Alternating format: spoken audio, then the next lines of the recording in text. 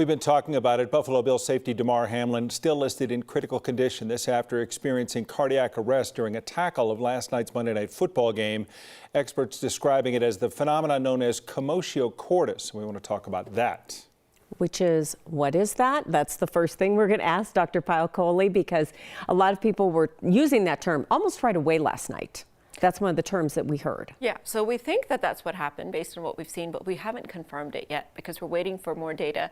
His ultrasound of his heart called an echocardiogram, his EKG when he wakes up, that'll all help us to know. But Commotio Cordis is essentially, it's a Latin term. Cordis is heart, commotio is commotion or agitation, where you get a trauma to the chest that occurs just in the wrong part of the cardiac cycle when the heart is susceptible. So when our heart beats, then the electricity sort of resets itself. During that reset period, there's a tiny little window when the heart is vulnerable, where if the electrical disturbance comes at the wrong time, it can sort of send the electricity haywire. So it's almost like blowing a fuse on your heart's electrical system. Because this was like a normal hit from what you see in football. So why doesn't it happen more often, or does it and we don't know? This is a great question. So we think the factors that are involved in Commotio Cordis, of course, are the timing. So that has to be just the right time. Now, things can make you more susceptible. In other words, that period that the heart takes to reset can be longer. The electrolytes can set you up to have, more arrhythmias and such. But also the velocity and where the hit occurs and where the person's heart is in their chest. So if their heart sits way back in the chest, a trauma to the chest may not actually impact the heart. But if it's sitting way forward, and that's why we see young adolescent men that have thin chest walls, then something like a baseball or a softball could really impact. We're talking about less than an inch and hundredths of a second. You could go from having not even really thinking it was much of a hit to something that's potentially fatal. That's exactly right. So it doesn't have to be a high velocity hit, although it usually is, but it just has to come at the wrong time, in the wrong place, and have a person that's susceptible to this. I know in Little League days, I was all about the chest guard for that very reason. It terrified me.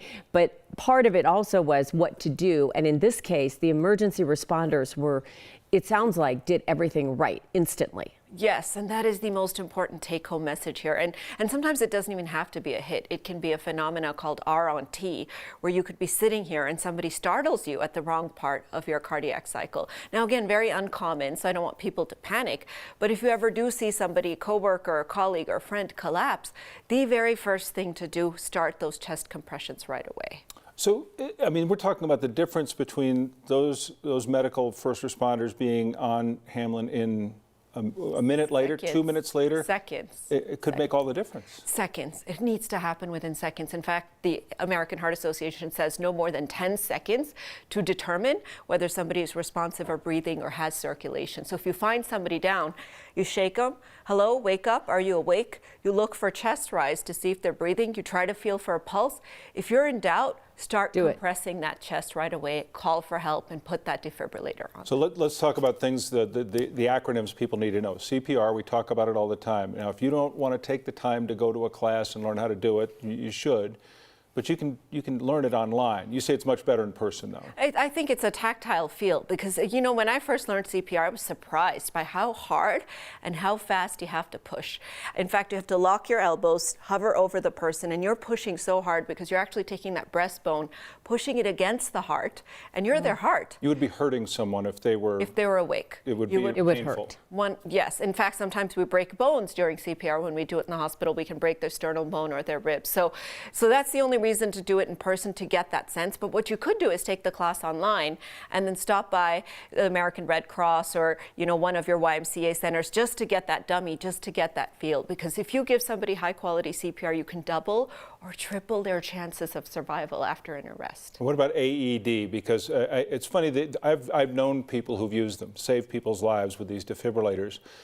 But you do have to know where it is in your workplace or if you're in the supermarket or where it is. And you have to, hopefully it's working, that it hasn't been just sitting on the shelf for 6 years with nobody looking at it. Very important. Automated external defibrillator.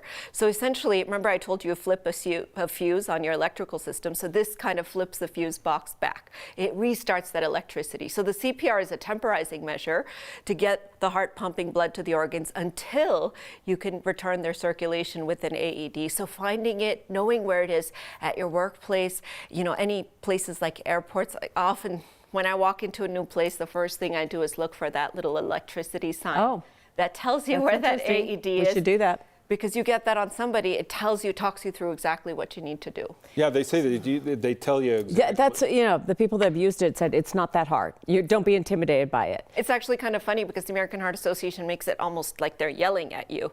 So it's very authoritative. Do this. Very clear. So you can follow the instructions very nicely. And now the CPR has no rescue breaths. It's compression only. So if you're worried because of COVID or anything, because it's a stranger, you don't want to breathe on them, forget about it. Just get on that chest and start compressing. Yeah, when you say seconds count, that's what would help. And knowing where, the one thing you told me today that I thought was interesting is I always thought of CPR until you can AED, but you're saying you want CPR done for a while, like 2 full minutes before you use an AED. Yes, because you're really sort of priming the heart to wake up again. Because when the heart stops, it's unhappy, it's been injured. So you want to get the blood flowing so that your blood doesn't become too acidic until you get everything on board and set up. So you don't want to say, okay, let me go get the AED first. You start doing CPR, you tell somebody else to get that AED. While they're hooking up that AED, you're still compressing that chest. And only when the AED says clear, everybody clear, that's when you get off that chest. So like last night, for instance, it was fine that they were reacting that quickly in those minutes they were on the field before they even got into the ambulance, I guess, because if you're doing that right there, there's no difference between doing it right there and getting in an ambulance. No, in fact, that's what you should do. So you should not be moving somebody until you really get that circulation back going, because moving them, you're going to compromise the quality of the CPR. And what's going to be most important for their brain to wake up, because that's what we're all waiting to see now that he's had this cardiac arrest, how has his brain taken it now that we've gotten his heart restarted? That's going to determine his long-term prognosis. Well, there certainly is a lot that we're hoping to learn about Damar Hamlin. We're hoping for the best, of course, but it's been a very educational it has. 24 hours for many people. Well, you already knew this stuff, but as far as watching people react to it, we've certainly learned a lot. We'll be talking more about it, I'm sure, but we appreciate you as always. Good to see you, Dr. Payal Kohli.